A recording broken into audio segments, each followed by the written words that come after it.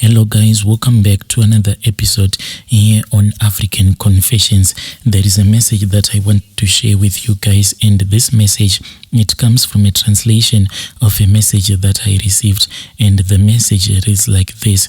Hello my brother, how are you? I am a man who is aged 35. I used to work in a foreign land, and now I am back home. I am working at a golf club here back home in Zim. And when I was still in South Africa, I worked at this other golf estate there in South Africa. When I was working there in South Africa, I had gotten into contact with a lot of wealthy people. I don't know if it is me or if it is a gift that God gave me, because no matter where I go, I always get into contact with a lot of wealthy people. Maybe I am just easy to like, my brother, but when I was still there in South Africa, I nearly went to prison for something that I never did. And sometimes I blame myself for putting myself in such a situation in the first place. But the truth of the matter was that I suspect that these people that got me arrested, they wanted to use me as their ritual sacrifice. And after they had seen that they had failed, they then tried framing me. The only thing that saved me were the CCTV camera at the golf estate, because when this whole thing had happened, this woman acted as if I was the one who had tried kidnapping her. But what had happened was that on the night she came late, and when she came late, she called me. This was after hours when I had already knocked off. So she told me that she was driving from the gym and she just wanted to check up on me. And I said, but madam, I have already knocked off. And she said, you do not know what I am going through. And she sounded so desperate over the phone. So I said, it is fine. Then I agreed to work after hours, because she said that back at her home, she had found out that her husband had been cheating on her. So she just wanted to freshen up. Whilst she was at the gym, according to her, she then started thinking of me, like the way that I used to speak with her, how much I cared for her. So she wanted to be at the golf course with me so that she can just speak with me. When she finally arrived at the golf course, I was so excited, Brother Nashi, knowing that it was going to be me and that wealthy, beautiful woman, just the two of us talking and just relaxing. This was like the most exciting thing that was going to happen to me there in South Africa. So I jumped out of bed. Then I waited for that woman. When she came, Brother Nashi, she told me that she was not here to play golf or to relax. All that she wanted was to sleep with me. When she walked to the place where I was waiting for her, she told me that she was here to sleep with me. She didn't want to relax or to play golf. All that she wanted to do was to sleep with me, because she had been thinking about me for a very, very long time. And Brother Nashi, to be honest with you, for a very, very long time, even though I had tried to be professional as much as I could, because I was afraid that if I can ever propose love to any of these wealthy women that used to come and play golf at that golf estate where I used to work there in South Africa, immediately if they would have reported me, I was going to get fired. But deep down in my heart, this woman, she was really beautiful, and I had already fallen in love with her. And it was quite surprising to me on that night when she told me that she wanted to make love to me. So I stood there, even though I was really excited. But when she had told me that she wanted to make love to me, the thing had hit me like a ton of bricks. Then she said to me, I don't know what kind of a man you are, because for a very long time I have tried seducing you. Brother Nashi, I was so happy to make love to that woman. On that night, I was a very happy man, because now my fantasy was no longer a fantasy. It was now turning into reality, because whenever I would look at all of these wealthy women, I kept on fantasizing that if one day I'll ever make love to any of them, I'll end up satisfying them so that they'll make me rich. All that I wanted was to become a rich man. In my mind, I had told myself that even if I become a gold digger, I didn't even care.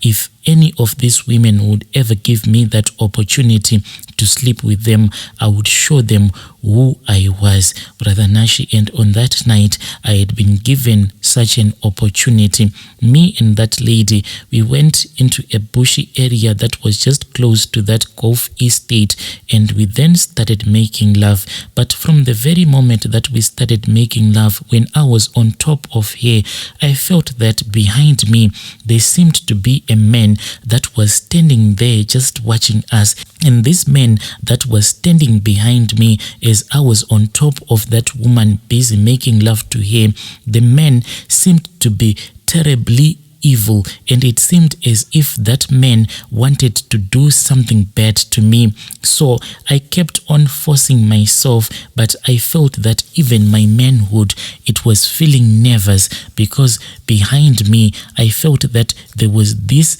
terrible evil presence that surrounded us. Even this woman's private part, that same woman that I was sleeping with, it was not even tasting nice. Like what I know is that a woman is supposed to be warm inside, but she was so cold, like her body was like ice, and I felt my manhood getting numb. And after we had finished making love, she then said to me, "Remove that condom." Then as I was about to remove that condom, Brother Nashi, she then started removing that condom as if she wanted to inspect. She said, "I want to see if you didn't do anything funny." And I said, "No, why would I ever try to remove the condom when we were making love?" Then she said, "I do not trust you. I want to see for myself." So she was the one who removed that condom from my manhood. But after she had finished removing that condom that I had been wearing, she pretended to have thrown it away. And from that night, she then hated me. Even her husband, who used to favor my services, all of a sudden, he then started hating me as well. And they would always complain at the manager at all the times, so much that the management started picking it up, and it started to affect my relationship with my employer, who felt so disappointed with me because she kept on calling me to her office and reminding me that I was here to do my job, and I was quite a lucky one, because at that golf estate that I was working, I was the only one who was a foreign national who was working there. So she kept on telling me that I could not afford to lose this opportunity that she had chosen to give me. And from that moment, it was quite a hard thing each and every day trying to impress the woman that you had once slept with, who then turned out to be hateful towards you. Even her husband would always shout at me. It was only after one day I was then called to the manager's office. When I then entered into her office, I still remember on that day when I was called to the manager's office. Back in those days, ETV was still showing WWE, so I was busy watching wrestling. Then I was called to the office. When I went to the manager's office, I found out that there were 2 police officers waiting for me in her office. I then knew that I was in deep trouble, but I didn't know what kind of trouble I was in. I was then informed that those 2 police officers, they were there to arrest me for attempted rape and assault. I nearly collapsed to the ground. I said, "Rape? Who did I rape?" Then those 2 officers started shouting at me. Then they started forcing me to accept the crime that I didn't even commit. Then they told me that there was this other woman who had said that I was the one who had raped her, and after raping her, I then forced her into the car and I drove off with her car, and with her as the first passenger in her car. I started crying and I pleaded and I begged the manager to check the footage on the cameras at the gate. And that was my saving grace, because when she finally agreed to show the footage to those 2 police officers that wanted to arrest me, the footage on the camera clearly showed that the woman, indeed, she had came to that golf course, and after she had parked her car, she was seen walking back to her car, and she was all by herself, and she got into her car. Then she drove out of the golf course. She was unharmed and she was alone. That was my saving grace. I was afraid to confess what had happened between me and that woman, because I was afraid that if her husband was going to find out that I had made love to his wife, he was going to shoot me or to do something bad. So I remained quiet. So instead of being arrested for rape and assault, I was then arrested and I waited to be deported. But as I waited to be deported, for me, this was far much better than to be charged with rape. As I was in prison, I kept on thinking of why that woman had chosen to sleep with me, and after sleeping with me, she then went to her car with my used condom that still had my semen inside of it, even though at that time I had seen that she had pretended as if she had thrown away that used condom that we had recently used.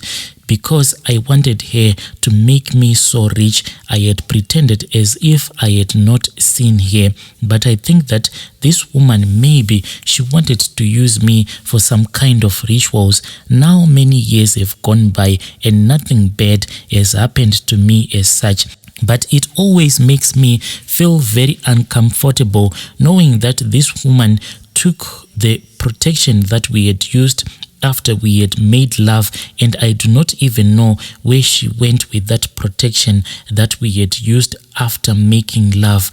The other question that I wish to ask her is, why did she then choose to frame me and say that I had assaulted her and I had raped her? And sometimes I wonder if that manager had not agreed to roll back the footage on that security camera, where would I have been right now? My advice is that if you work in an area whereby it is a leisure area, please resist all temptations. And if you are poor, never think that the wealthy people that comes to the leisure place where you work, and never think that if you end up sleeping with them, they are going to make you rich, because as far as I know, to them, these rich people, after they have slept with you, it means nothing. Just like this woman did to me. She seduced me, but after I had given into her seduction, she hated me and she wanted me out of her sight. Dear listeners, right there was a message that I received. This message was sent to me by our dear brother, and that was a translation of the story that he sent to us. Strange things do happen